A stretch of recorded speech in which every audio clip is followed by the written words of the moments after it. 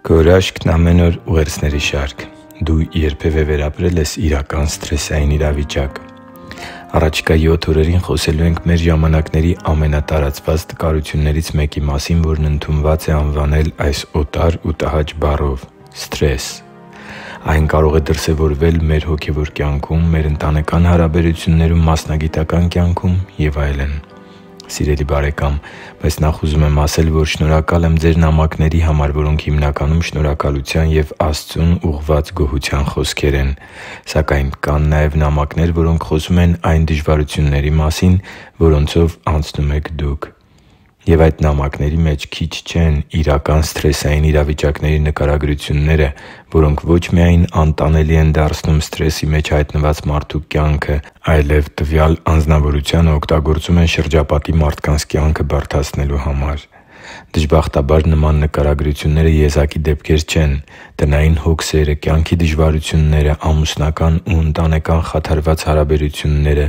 և այս ամենի մեջ ճիշտ հոգևոր խնամքի ու հոգևոր խորհրդատվության բացակայությունը շատ շատերին են սթրեսի ենթարկում և ծնկի բերում կյանքի դժվարությունների առջև։ Սթրեսը նախ վնասում է մարդուն հոգեպես, իսկ հետո կարող է նաև ֆիզիկական լուրջ խնդիրներ առաջացնել մարդու օրգանիզմում, քանի որ դրա բերած ծայրաստիճան ճնշումները և մարդու ներքին խաղաղության ու ուրախության կորուստը չեն կարող անհետևանք մնալ նաև նրա ֆիզիկական վիճակի առումով։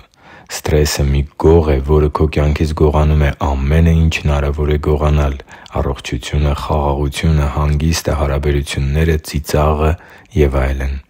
Սթրեսը հոգևոր զենք է թշնամու ձեռքում, որը նա օգտագործում է, որպեսզի մենք չկարողանանք վայելել այն առատ ու լիարժեք կյանքը, որը Տեր Հիսուսն է պատրաստել Իրեն հավատացողների համար։ Իսկ ինչպիսի՞ն է քո իրավիճակը։ Արդյոք դու նույնպես գտնվում ես սթրեսային իրավիճակում կամ կյանքի դժվարությունների խորացող ճնշումների ներքո։ Եթե այո, ապա թույլ տուր քաջալերել քեզ այսօր։ Սթրեսը, որին դու բախվել ես, չի նշանակում, որ դու սխալ մարդ ես, անհաջողակ կամ Աստծուց մոռացված։ Այն նշանակում է, որ դու մարդ ես և անցնում ես մարդկային կյանքին հատուկ դժվարություններով։